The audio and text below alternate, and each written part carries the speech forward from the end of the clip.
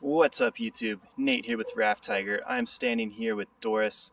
This is our latest model for 2022. I'm just going to do a quick walkthrough for everyone, just show a few of the updates. This is the 8th iteration of this model, so not going to go too in depth with this video, but just going to show some of the things that we've changed and just talk about some of our theory and why we designed the vans the way that we do. Alright, looking at the outside, we've got the Fiamma awning up there. Of course, the flare space flares to give us the extra 6 inches so we can sleep sideways.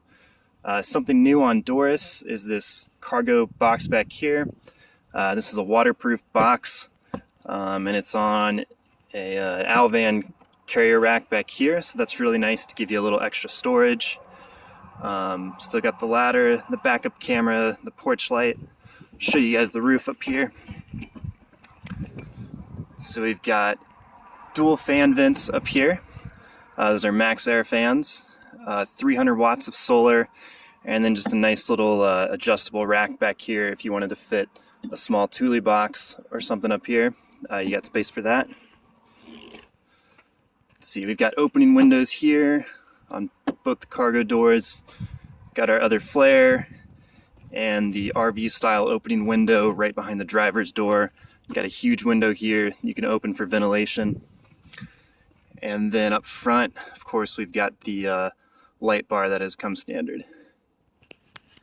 Alright, let's start taking a look inside. First thing I'm going to talk about is the orientation and the overall feel of the inside of this build. So a few things that I think are kind of unique. Is how open this space is. So there's no large dividing walls anywhere.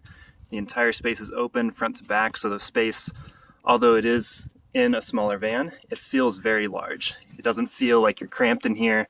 The space is very open and you're not going to get claustrophobic in here. And something else that also helps with that is all the windows. So every panel has a window cut out. We got the large window with the cover on it right here. Both flares have windows, the cargo door has windows, and as well as in the sliding door. So you get a lot of natural light, you get a lot of ventilation, just really important that you're not just like locked up inside a metal box like it would be if there were no windows in here. The other thing is the orientation of how everything is mounted in the van. So if I turn around here and you can look, essentially everything faces the door. So the couch faces the door, so whatever view you have that you're looking out at, the couch is facing that. That way you're not, you don't have your back to the door or anything. Same with the kitchen as well. So the kitchen faces the door, so same thing, wherever you're out camping, you're really going to feel like you're a part of the space because of the way everything is oriented towards the outside. And it also creates a really nice flow through the van, so it's a very, very livable space. It has a pass through to the front, so there's no obstruction there. And then just a very simple layout that integrates everything, makes it easy to use, but still has all the amenities packed in here. Alright, I'm going to start listing off just a few of the amenities that we have in here.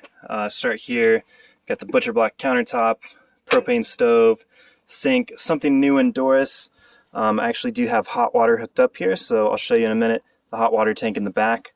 It is a ventless hot water tank, so you can run it inside and you get hot and cold water to the sink, and that is instant. We got the fridge underneath, and like we've been doing recently, it's got the electronic lock on the back, so when you start the car, it locks into place. You don't have to worry about it sliding open. This is new for Doris. We've mounted a microwave in here. Added a few drawers for just a little easier storage. Come over here, we've got the table on the Lagoon table leg. Under the middle seat, this is new as well.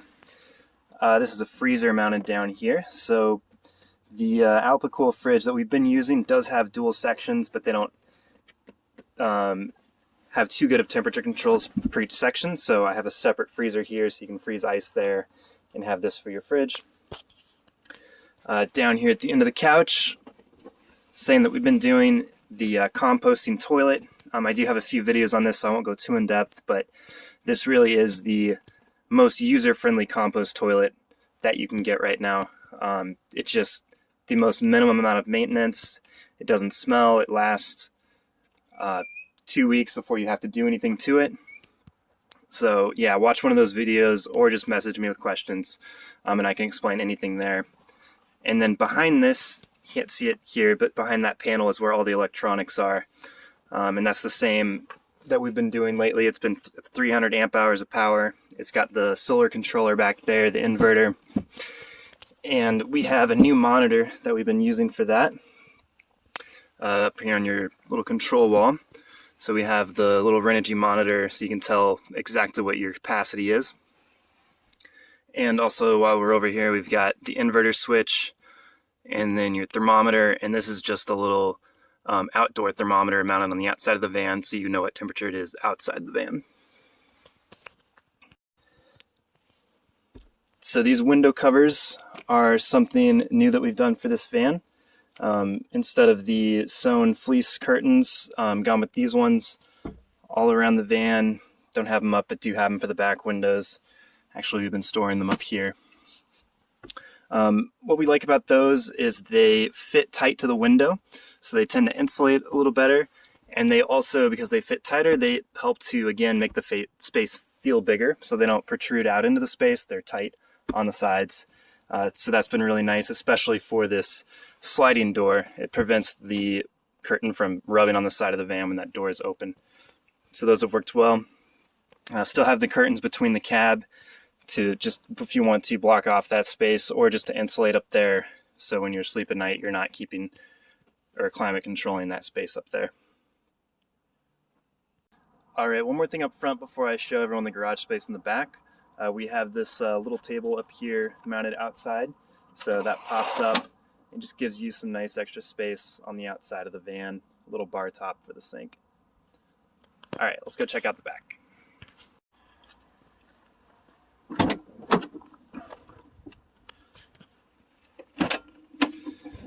Alright, so here's the large garage cargo space. Using the space for a little bit of storage right now. Some of this stuff is actually for the van. We've got, these are those curtains I was talking about, or the covers for the back windows. Got a little ground covering for when you pop up the awning. And then this is just a step that I made for the front door. But anyways, we've got, yeah, huge amount of space back here. I've had some people put as many as 3 bikes on a bike tray back here, but it can be used for whatever you want. It goes all the way under the couch, so if you have longer items, up to like 8 feet, they can slide all the way under there. And you just have a few conveniences back here. You got the light by the Hobbit door up there. You got a light here as well. This is for your porch light, and then a little 120 volt power back here. So over on this side, this is your whole plumbing system. So you have 22 gallons of fresh water up here, 7 gallons of gray water down there, and that gray water has a release valve back here. Keep it open or closed, so just trying to keep it really maintenance free. If you don't want to ever have to worry about it, just keep it open. It'll always just dump where you're at. If you don't want to dump it, keep it closed, and that tank will fill up, you won't dump. And it does have a safety release on it, so if you do keep it closed and forget it's closed, and you overfill it, it's not going to flow back into the van. It's going to dump out that safety valve, so it'll just start dumping itself. And that is the same for the urine tank as well up front. You never have to worry about any fluids like coming back in, backing up into the van. Everything will dump itself to prevent that from happening. Propane tank is in here. That's vented to the outside. Very important, that's for safety that's done. You don't want any fumes coming out of that into your living space, so those all vent to the outside to make it safer back here. And this is that new propane tank that is vent free, so you can mount it inside. It still has to have clearance around it, so we've built this box around it to make sure nothing does hit it, but you can run this thing with the doors closed and it runs just fine. It is instant, so you have your instant hot water to the sink and to the shower back here. Shower is hooked up over here to the door. Just make it a little more convenient than we've done before. And we also have curtains as well. I won't set them up now, but basically you can see the hooks here in here, so a curtain goes across, will cover your cargo area so you don't get that wet when you're showering. and then on the door back here and here as well. So that'll give you a little bit of privacy when you take a shower. All right, friends, that's going to wrap up this video, trying to keep it a little shorter than I have before, just going over some of the upgrades that Doris has. I do have another video on Millie if you want to know a little bit more about it. Like I said, I've done 8 iterations of the same van, so they are very similar, just with a few differences here and there. And also feel free to message me, and thanks for watching.